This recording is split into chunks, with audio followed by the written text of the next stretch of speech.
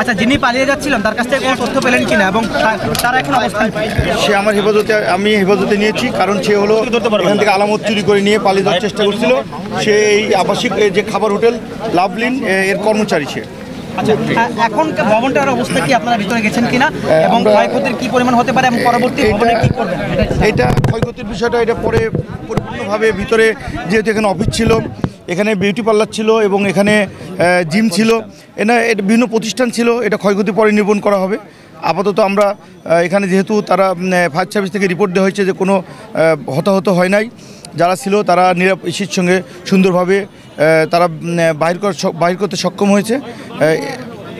এই মুহূর্তে আমরা যেটা বলবো যে যেহেতু আমরা আলামত নষ্টর চেষ্টা করছিল, তাকে আটক করেছি এবং এই ব্যাপারে আমরা তদন্ত করে পরবর্তীতে আইনগত ব্যবস্থা গ্রহণ করব।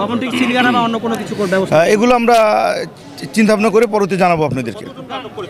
একজনকে আটক করেছি। ভোরে মালিক শুনেছি সাবেক এমপি সাহেবের আত্মীয় স্বজন। আমরা এ ব্যাপারেও আমরা অভিযান পরিচালনা করব। হাবিব হাসান, উত্তরার সাবেক এমপি সাহেব।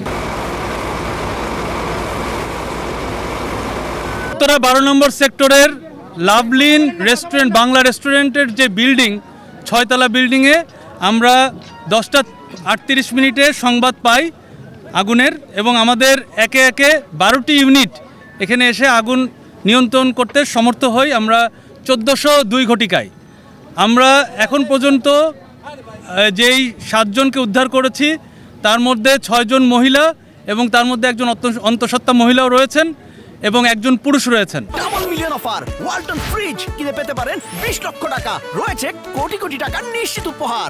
তারা সবাই যার যার চিকিৎসা নেওয়ার জন্য হসপিটালে গিয়েছেন এবং আমরা এখন পর্যন্ত কোনো ডেড ভিকটিম অথবা অন্য কোনো ভিকটিম পাই নাই।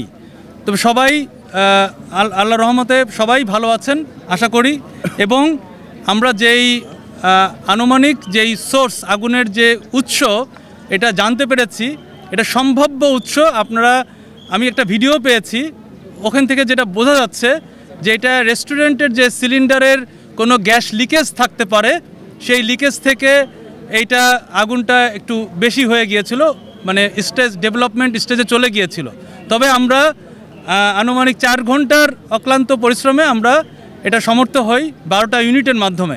আমাদের ফায়ার ফাইটার 130-এর উপরে এখানে আছেন এবং আপনারা দেখেছেন আধুনিক আমরা টিটিএল এবং অন্যান্য আধুনিক যন্ত্রপাতি আমরা ইউজ করেছি এবং আমরা গতানুগতিকভাবে আমরা ম্যানুয়ালিও আমরা রেস্কিউ করেছি সব রকমভাবে। এই বিল্ডিংটি একটি অগ্নির দৃষ্টিকোণ থেকে এই বিল্ডিংটি একটি ঝুঁকিপূর্ণ বিল্ডিং ছিল। এই বিল্ডিংয়ে কোনো ফায়ার ইকুইপমেন্ট আমরা পাইনি, মানে ফায়ার ফাইটিং ইকুইপমেন্ট পাইনি। এই বিল্ডিংয়ে আমাদের জানা মতে আমরা নোটিশ দিয়েছি। এই বিল্ডিংয়ে আমাদের যে ফায়ার সেফটি প্ল্যান সেটাও নাই এবং এই বিল্ডিংয়ের তথ্য যতটুকু পেয়েছি আমরা এটা বললাম। ভবিষ্যতে আরও আমরা তদন্ত সাপেক্ষে অনেক তথ্য প্রদান করতে পারবো।